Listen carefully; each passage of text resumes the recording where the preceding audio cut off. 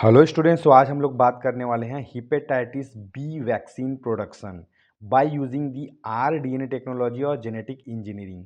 तो हम जानते हैं कि हिपेटाइटिस बी का वैक्सीन का बहुत ज़्यादा इम्पोर्टेंस है। यह बहुत छोटे बच्चों से लेकर के बड़े बड़े लोगों तक को लगते रहता है और हिपेटाइटिस बी एक बहुत ही खतरनाक बीमारी है जो कि वायरल इन्फेक्शन की वजह से होता है, हिपेटाइटिस बी वायरस की वजह से होता है।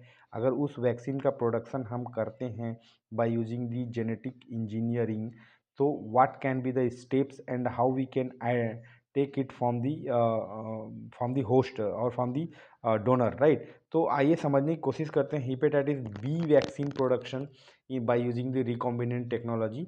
It is a recombinant vaccine that stimulates immunity against the hepatitis B virus by using genetically engineered hepatitis B surface antigen, है ना। यहाँ पे SAG का मतलब है surface antigen produced in yeast और मेमेलियन सेल्स। ठीक है, तो यह एक तरह का रिकॉम्बिनेंट वैक्सीन होता है जो कि इम्यूनिटी को मतलब बढ़ाता है हिपेटाइटिस बी वायरस के अगेंस्ट में, ताकि हिपेटाइटिस बी वायरस से बचा जा सके, है ना। और मतलब ये मतलब यीस्ट में प्रोड्यूस हो सकता है। ठीक है, तो आइए समझते हैं इसमें क्या क्या स्टेप्स इन्वॉल्व है। तो ये आप देख सकते हैं कि ये वाला जो स्केमेटिक डायग्राम है, इसको अगर आप बनाते हैं तो आपको इजी होगा एक्सप्लेन करने में। तो यहाँ पे पहले लेना है आपको हेपेटाइटिस बी वायरस, जो कि वायरस है, इसमें जो डीएनए और आरएनए रहता है सेंटर पे, है ना। Hepatitis B antigen producing gene, तो ये वाला जो जीन है इसमें हेपेटाइटिस बी एंटीजन रहेगा, है ना। और यहाँ से हमको फिर वेक्टर के लिए लेना है एक बैक्टीरियम रहेगा, है ना। इस बैक्टीरियम में दो तरह के चीज़ होते हैं, प्लाज्मिड डीएनए होता है और बैक्टीरियल डीएनए होता है। तो ये प्लाज्मिड डीएनए जो कि हमको लेना है, जो कि एक वेक्टर है, तो ये बैक्टीरियल डीएनए को छोड़ दे रहे हैं, तो इसको निकालेंगे। तो ये यहाँ पे कट्स रहते हैं इसमें, plasmid DNA cut with restriction enzymes. तो हमको पता है कि रिस्ट्रिक्शन एंजाइम्स हमको किस तरह से डीएनए कट में हेल्प करता है, तो ये वाले एरिया में ही वो ज्वाइंट होता है। और उसके बाद यहाँ पे आप इसको फिर से यहाँ पे ओवरलैप करना मत भूलेंगे, ताकि आपको पता चलेगा। ये वाला जो हिपेटाइटिस बी एंटीजन है वो यहाँ आके इस कट्स में जुड़ गया है, जो कि रिकॉम्बिनेंट डीएनए अब इसको रिकॉम्बिनेंट डीएनए बोल सकेंगे। इसके बाद ये जाता है introducing recombinant DNA into yeast cell, जो कि होस्ट होने वाला है, जहाँ पे हमको रेप्लिकेशन करना है। ठीक है, तो ये यहाँ पे आप देख सकते हैं कि यहाँ पे भी फिर से आपको ये ओवरलैप करना पड़ेगा, ताकि पता चलेगा कि ये नॉर्मल वेक्टर नहीं है, ये रिकॉम्बिनेंट डीएनए है। रिकॉम्बिनेंट यीस्ट सेल, यहाँ पे इसमें इसको इंट्रोड्यूस कर दिए हम। अब इसको डालेंगे एक फर्मेंटेशन टैंक में। ठीक है, तो यहाँ पे बहुत सारे ये यहाँ पे हर जगह में ये थोड़ा सा ओवरलैप दिखना चाहिए आप जब इसको बनाते हैं, तो ताकि ये पता चले कि ये रिकॉम्बिनेंट डीएनए है। ठीक है, अब ये यहाँ पे फिर जब ये फर्मेंटेशन टैंक में डालेंगे तो ये फर्मेंट होगा और बहुत सारे यीस्ट पैदा होंगे, और जिससे रिकॉम्बिनेंट डीएनए भी वो साथ में लेकर चलेंगे, और वो मतलब हिपेटाइटिस बी एंटीजन प्रोड्यूस करेगा। ठीक है, इसके बाद इसको हम extraction and purification of hepatitis B vaccine, तो यहाँ से इसको हम एक्सट्रैक्शन एंड प्यूरिफिकेशन करेंगे और हमको मिल जाएगा हिपेटाइटिस बी वैक्सीन, जो कि that can be useful for the जो those who want to vaccinate from the hepatitis B vaccine. तो इसी को हम इस तरह से हम कुछ इस तरह से लिख सकते हैं स्टेप बाय स्टेप। तो पहला है जीन आइसोलेशन, जैसे कि इमेज में बताया गया है कि the gene encoding hepatitis B surface antigen is isolated from the hepatitis B virus.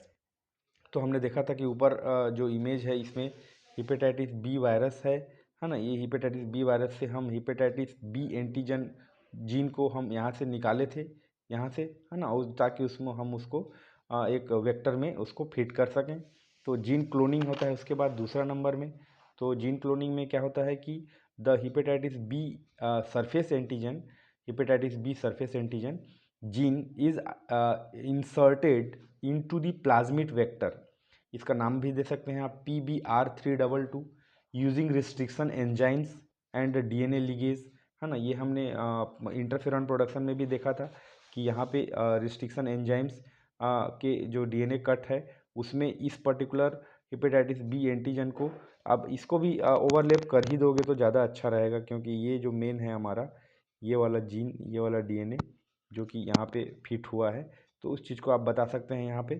ठीक है, वेक्टर का नाम भी दे सकते हैं जो कि PBR322 है, इस तरह से। उसके बाद थर्ड स्टेप रहेगा आपका ट्रांसफॉर्मेशन। ट्रांसफॉर्मेशन में द रिकॉम्बिनेंट प्लाज्मिड, जो कि वो गोल वाला है ना, is introduced into host cells like इसको इस स्कैरोमाइसिस सीरियसिया, जो कि एक यीस्ट है ना। उस सेल में उसको डालना है फॉर एंटीजन प्रोडक्शन। तो यहाँ पे हमने उसको डाला था, ये वाला जो रिकॉम्बिनेंट डीएनए था उसको, ये यीस्ट में इसी का नाम है एस सीरियसिया, यीस्ट का नाम है, जो इसमें डाला था। फिर वो फर्मेंटेशन टैंक में उसको प्रोडक्शन के लिए डाले थे। ठीक है, फिर उसके बाद आता है आपका चौथा number, selection and screening. Transformation के बाद successfully transformed cells expressing hepatitis B surface antigen are identified and cultured on selective media. ठीक है, वही फर्मेंटेशन टैंक में उसको डाल के कल्चर करेंगे ताकि बहुत सारे ईस्ट बनेंगे, और उसके साथ ही साथ बहुत सारे रिकॉम्बिनेंट डीएनए जो हमारे हैं वो भी बनेंगे, है ना। उसके बाद हिपेटाइटिस, क्योंकि उसमें हिपेटाइटिस बी वायरस का ही एंटीजन है तो वो भी बढ़ेगा, है ना। तो इसमें फर्मेंटेशन करेंगे, ये recombinant yeast are grown in bioreactor to produce high amount of hepatitis B surface antigen protein, है ना। तो वो मतलब जैसे जैसे वो ईस्ट बढ़ेगा और high amount of HbS Ag भी बढ़ते जाएगा, तो वो बाद में हम उसको प्यूरिफिकेशन कर लेंगे। The hepatitis B surface antigen protein is extracted using technique like ultrafiltration and chromatography to remove impurities and we will get the proper मतलब वैक्सीन। ठीक है, तो उसको हम ये, तो ये बहुत ही सिंपल तरीके से समझाने की कोशिश की गई है, जो कि आपको समझ में भी आएगा और आप एग्ज़ाम में भूलेंगे ही नहीं, क्योंकि आप 10 ठो चीज़ पढ़ेंगे और एक भी नहीं लिख पाएंगे। इससे अच्छा एक चीज़ पढ़िए, बेहतरीन समझिए, अच्छे से लिखिए। आप अपने हिसाब से आंसर को मॉडिफाई कर सकते हैं, इलेबोरेट कर सकते हैं based on the mark, it is BAQ, LAQ या SAQ, कौन सा है, कितने मार्क्स के लिए है, उसके हिसाब से आपको ईजी हो जाएगा। इसलिए थोड़ा पढ़िए, अच्छे से पढ़िए, ताकि आप छोटे बच्चे नहीं हैं, आप you can increase elaborate by understanding your concept and you will be able to write n number of words for the particular thing, but basic skeletal should be the same. you Ramayana में अगर राम के बारे में पूछा है और आप कृष्ण के बारे में लिख रहे हैं तो वो फिर बेकार हो जाएगा ना। तो this notes will be available in Telegram channel, link I will give you in the description box. By clicking the link, you can download it as a PDF form. If you want, you can prepare your own notes or you can read it directly from these notes. Thank you. Bye bye.